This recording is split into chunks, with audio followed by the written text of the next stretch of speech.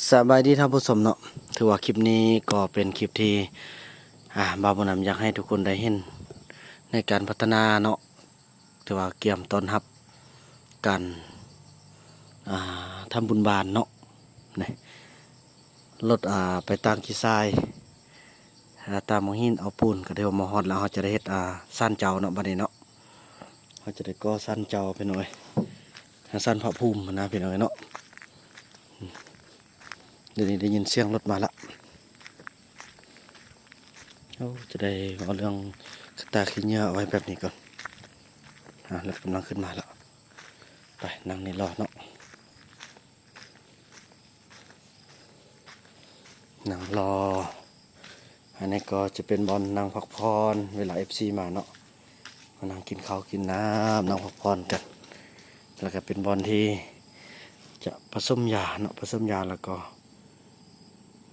มาเรื่องให้ยาแหละพี่หน่อยเนาะน่าอยู่ขนาดพี่น้อยเย็นดีมันฮอตลุ่มหมดละนั่นก็ขึ้นมาฮอตแล้วเนาะ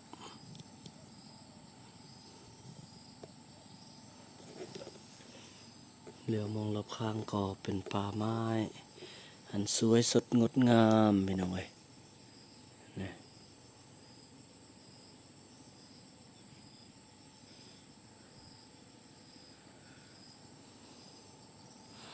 ดินนี่ถือมาแคนพี่น้องกลมแคนงามงามจะเอามาแคนมาปลูกหญ้าตามนี้พี่น้องปีต่อไปนี่งามอีหลีเลยเหลือแต่นี้ต้น2 ต้น 3 ต้นเท่านั้นต้นนั้นน่าจะสิรอดอยู่โซเฟอร์รถฟอร์ดบ่เบิ่งดีพี่น้อง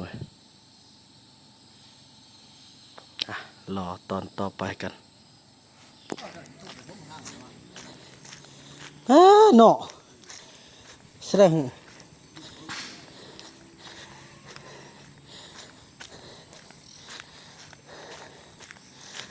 เมื่อเนี่ยท่านว่าเอาเบื้องนี้เอาบ่พอเป็นทางเข้านี่เลยพอทางนี้มันจำต่อไปมันสิห้อมกกนั่นน่ะเอาบนเพียงนี่เลยแหละนะเพราะว่าในตอนนั้นเป็นผู้ใดเข้ามาบางคนก็สาธุเนาะไว้นะเป็นทางเข้าเลยเข้านั่นนี่นะเนี่ยบนเพียงนี่เลยแหละถ้ามันซื้อเศร้านี่เลยบ่เนาะซื้อเศร้านี่ดอกที่แม่นเลยแม่นเลยพอเมื่อคักเล่นขึ้นมาฟังเสียงเกิดเสียงได้ยินในลุ่มหุ่นเฮ้ยเล่นไปลุ่มสวยอยู่ตรงนี้เฮ้ยฮาโธดึงรถเข้ามาเศร้ารถเข้าข้าเรามัดดึงเล็กน้อยมัดนี้ดึงคาดเลยครับนี่แหละก็ว่าช่วยเพื่อนเราช่วยโตอันอินดูเนาะอินดูเขาอินเราขาดง่ายอันกันได้แต่บ่ยากดอกบ่ไปเตะเบิ่งแล้วเขาเคลื่อนไปมันหรอกยากแต่จิเท่ง่ายออกจากมันวิทย์กันสติเฮ็ดออกจากกันแล้วเขาเท่ต่อซื่อๆนะอันนี้เอายังไปเด้มีแต่ไปก้นพุ่นก่อนบ่ก้นมาสิไปก้นกันโธ่เมื่อยพี่น้อยพี่น้อยเนาะแล้วก็สิได้ไปอนามัยพื้นที่เนาะโอ้จะดินจะนอนเลยจะปลาจะเข้าเนาะก็ใส่สถานที่นี้เป็นบอนที่สถิตของสิ่งศักดิ์สิทธิ์เด้อของเจ้าถิ่นเจ้าทานเจ้าบ้านเจ้าเมืองเนาะเริ่มลงมือละบ้านนี้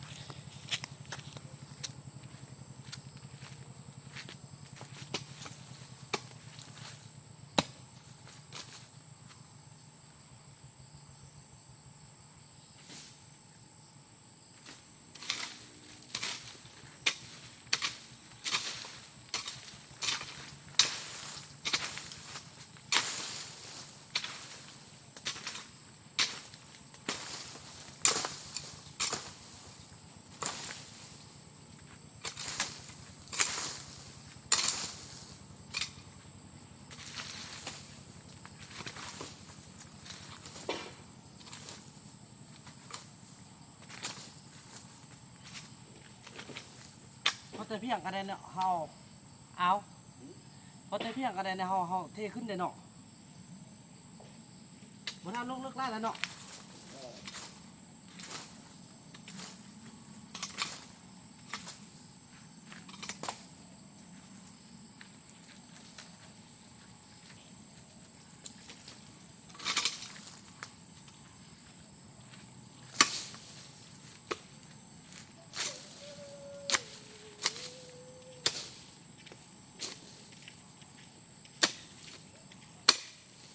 พี่ไปว่อยไปลุ่มเนี่ยมันกับเฟื่อง เอาแม่ไปเลยบ่ครับไม่จะอันนั้นไม่แป้นเนาะบ่น่าขึ้นลงเลยติ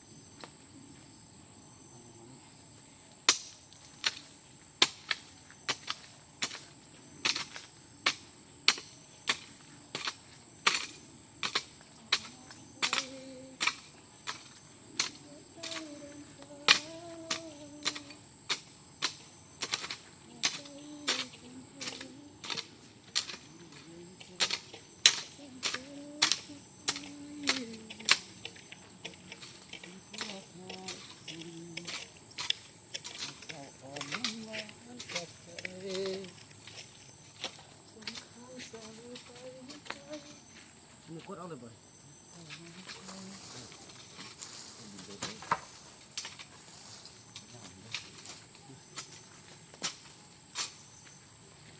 คนหักใส่ ตัวเดิมตัวหนาออกเลยมันยาวมากนะ แนวทางหน้าเนาะ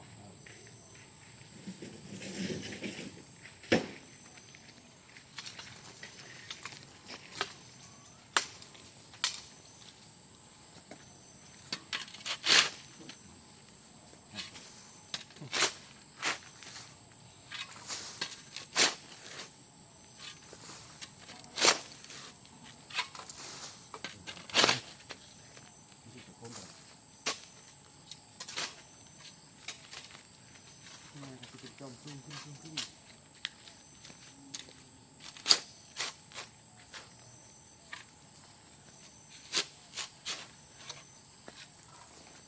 เขาก็เสาอ่ะงัว เป็นแหล่ มันเต็มกินอยู่ ถ้าต้นเสื้อ 2 โมงขาพอดีเนาะแล้วก็พักซีนปักทิ้งไว้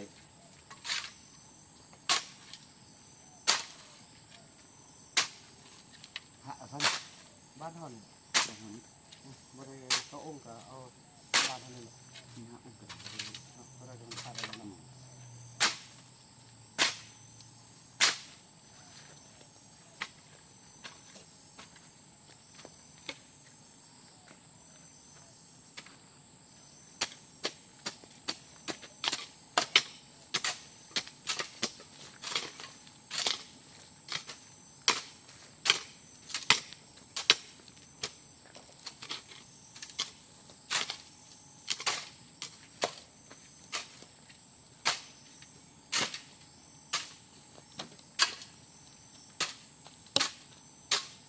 ถ้ามันซุ่มจากดิน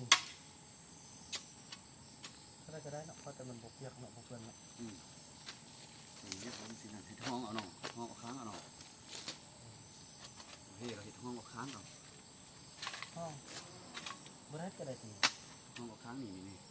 มันสูงกว่า อันเฮ็ดเอาห้องน้ำได้นะ ห้องน้อยๆนะ เฮ็ดเพียงๆเลยไม่ได้ดอกเฮ็ดเพียงๆเราให้ลักษณะอันทางกลางส่วนนึงเลยนี่ก็ได้ครับห้องบ่งามเฮ็ดเยี่ยมเลยนะ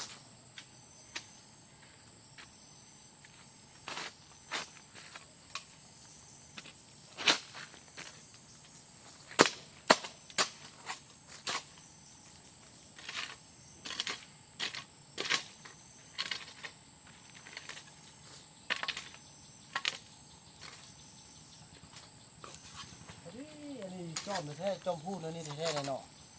มันสดที่จังนั้นได้เลยทีนี้นะจอมแท้เลย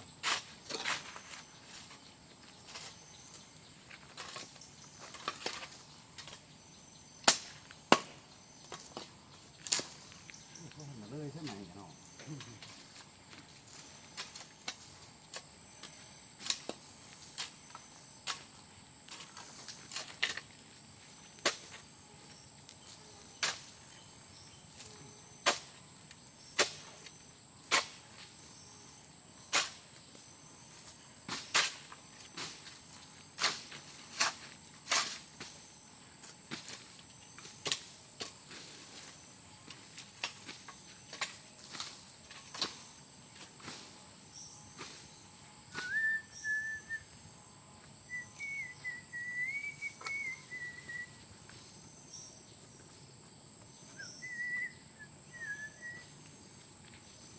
พวกอันนี้ก็คือกับชีวิตของบ่อเฟื่อง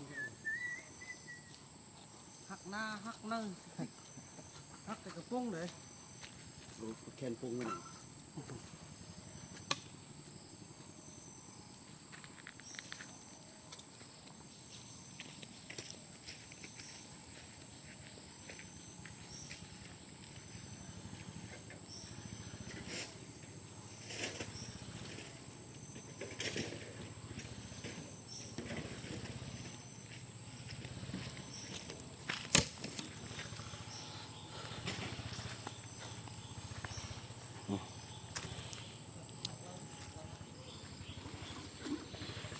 เอ้ยผู้บ่าวมาแล้วผู้บ่าวเฟื่องแต่งตัวดีอยู่นั่นนี่น่ะคืออยู่นั่นนี่พุ่นเนาะอ๋อตีพีดีงามขนาดพุ่นเนาะเป็นนักมวยได้แล้วนี่ เจ้าเช็คบันเดอร์ได้บางทางนี้ เข้าท่าจะอยู่พี่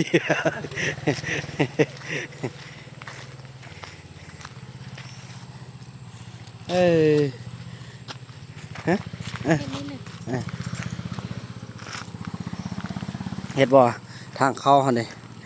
จะได้กราบไหว้บูชาคนเข้ามากับบางคนก็สาธุเด้อขอพรเป็นบนขอพรนะนี่นะขอพรให้ทุกคนได้โอ้อันนี้เดี๋ยวเข้ามาที่ตึมหน่อยหนึงก่อนนี่มันบ่ซื้อทางนั้นนะแปลงตึมก่อน อันนั้นที่เอาคนเดียวเขา เท่านี้ เอ้ยลืมจับตอนนั้นมาป่วยนี่ เอ้ย มันมีคู่มันมีเป็นตัวดำเป็นตัวขาวเฮ้ยคันน้องนกเห็นนกป้างามเลย นี่ บ่อันนี้ตัวดำอยู่นี่ เห็นตัวแหละ เห็น มันมาอยู่นี่แหละมันนอนก็เอาของสายหน่วงเพิ่ง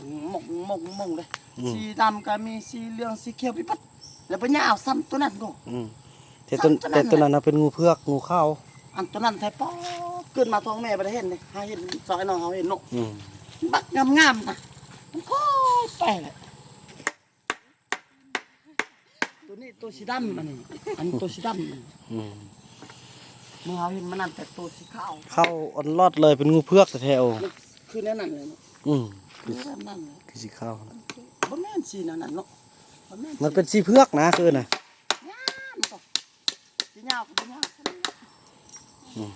ขัดลัดมันไต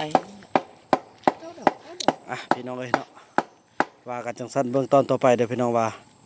อาจจะออกมาเป็นหุมหางแบบใดพี่น้องเนาะ